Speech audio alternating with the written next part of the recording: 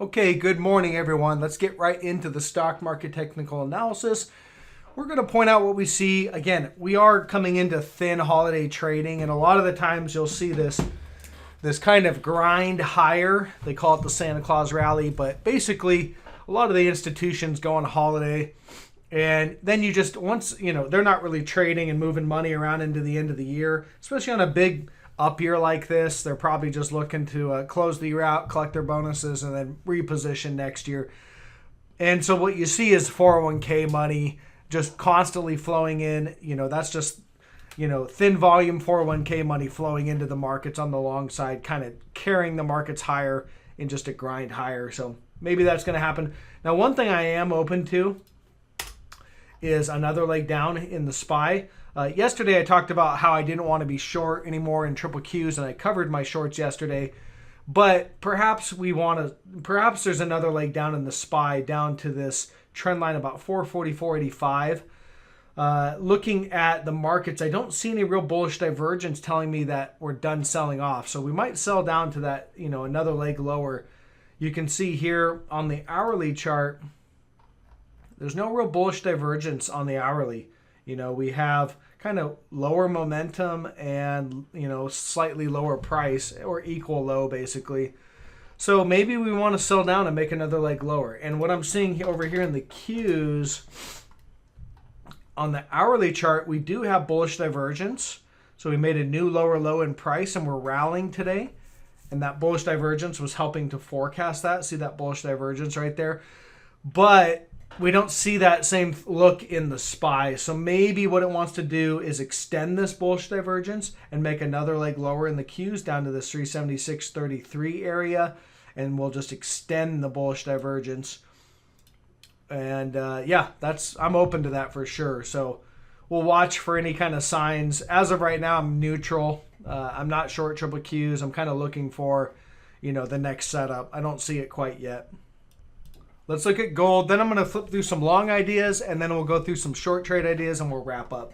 Okay, gold is, again, it's right there at support. You've got some support right here at 1790. That's been a key level. Now, we've been chopping through it, but I just want to point it out again on the weekly chart.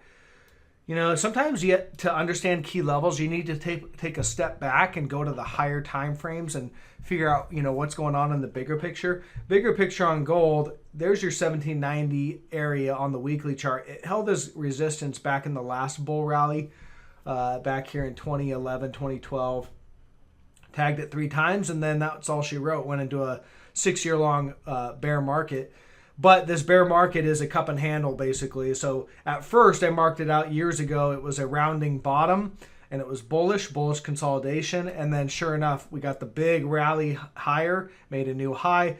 Now we're putting in a cup and handle pattern. So basically the way this works out is you rally up.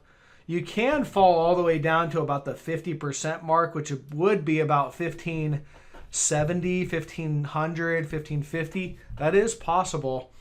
And then ideally from there, you see a rip rally higher. And that would really be a pretty big rally. What you want to look for is basically a break of the cup, the bottom of the cup to the top. And we're looking at, for that, it's about a $700, about a $700 move. So you'd want to take a $700 move on 1790. It's putting us to about 2,600, 2,700, something like that in the price of gold. Okay, that's bigger picture. But as you can see, 1790 is that key level of resistance. And as I roll into the daily chart, you can see that's pretty much where we're at right now.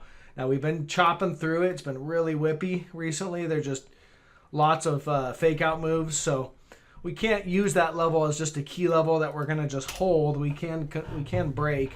But as I roll out and I look at the bigger picture on the daily chart, you can see here's your uptrend line in gold, and we've been continuing to rally and hold that bullish trend. So as far as I can tell, that's still intact.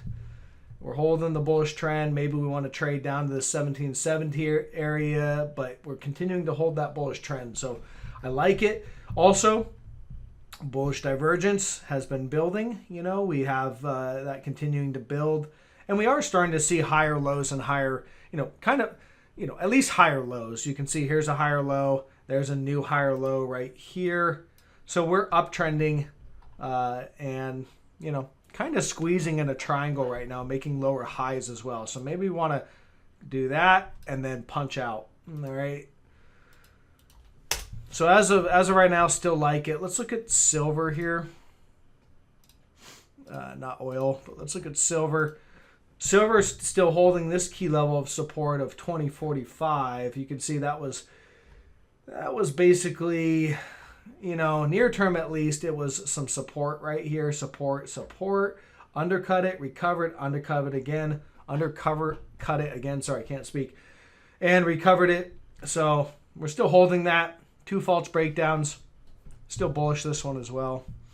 Looking for a move, ultimately I'm looking for a move up here, 25.18, and then probably a breakout, but we'll just watch that. Okay, long trade ideas continuing. We've got some soybeans. So soybeans starting to break out. You've got some, we had a reaction high here in the past right there, and that's where we're holding so far today. So we need to see a move above that, 22.36, but looks pretty good in general. Again, just to cover this trade idea, bullish divergence. See that bullish momentum, how it's just trending upward in the RSI and the PPO. And you have falling price. So that's an indication that, okay, we're looking for a trend reversal. We got our buy signal right back here on November 15th, back tested, and, we're rallying. So as far as I can tell, we broke out, back test, and off to the races. And there's going to be pullbacks along the way. But ultimately, I am looking for a move on this one back up to 24.83 as, the next level of kind of major resistance. And so far, it's working out, continuing higher. Rio, and all the iron miners look good. They continue to look good. So I've been long these. I did pull my long for one day on the Fed, but jumped back into it. Looking, still looking good. Up 2.5% today on Rio. And as far as I can tell, it's really the same pattern. You've got bullish divergence right here. You have a bullish falling wedge pattern. We broke out. So your breakout, your breakout really came right here. The next day they undercut it, but then broke out again. So either one of those days, definitely had a whippy move right there, but clear breakout, and we're holding, and working our way higher. So as far as I can tell, we should run up to this level, 71.32, probably get a pullback there, consolidate, and then, continue to move higher. But yeah, level of resistance is right there, about 71, it's about 71.30, 71, somewhere right in there. And then from the breakout move, that would be a rally of about 11, 12%. So that's really the trade idea, at least for the short term.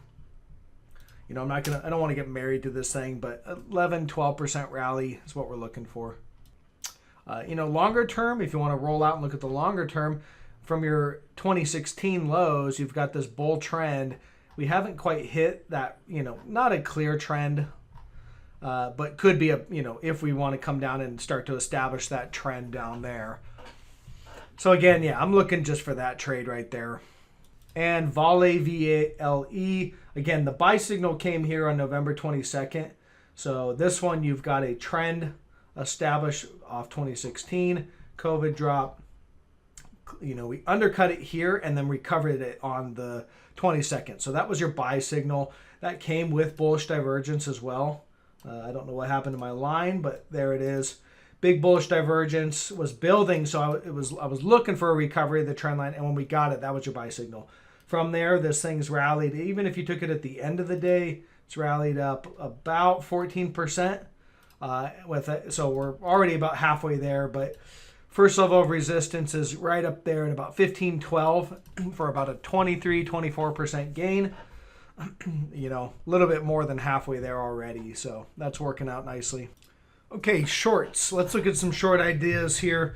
AA, Alcoa. So they do steel. It's kind of a commodity trade, but what I'm seeing is an opportunity to short here. So on AA, you've got a clear uptrend channel. This is coming off your March 2020 lows, and we've got lots of tags of support. So pretty clear trend line there. You want to give it a little room, but basically you can see we're trading along here. Now we broke trend and we're back testing once, and right here's another back test. Now, yes, they're recovering it today. They're definitely recovering the trend line. What I'm looking for is a pop to an all-time new high right above this former high right here. So I would look for right there. 57.64 area. I think we're going to pop above there, make a high, and then start to sell off. The sellers are, I think the sellers are going to start to show up right when we make that new high. So that would be a divergent high. So we are back testing into major resistance with a former high, clear negative divergence, not fully confirmed yet, but you've got, look at that, you've got negative divergence right there. That's been building for quite some time. And really, when you roll it back, we've been making new highs while the PPO is just continuing to downtrend. And same on the RSI, basically. Long, big negative divergence that's been building. So this new high would be a new divergent high. Look for it to start to selling. Look for selling to show up right up in there. If you get that selling, that's going to be your trigger or your entry. And, one way you could do it, is maybe take a starter short right up in those highs.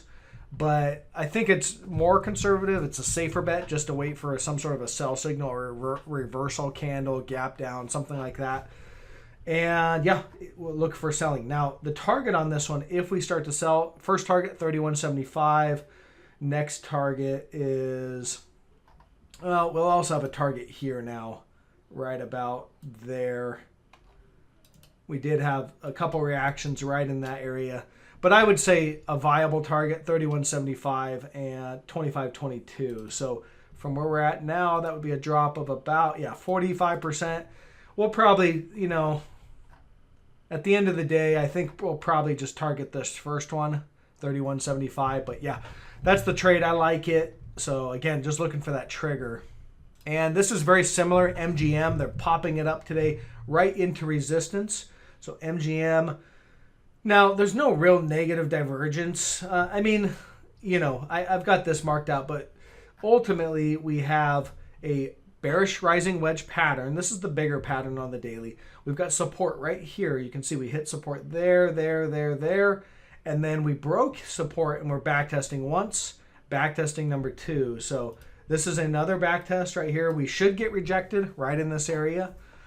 This is objective to short right here for a move to the downside. The target on this one is about 34.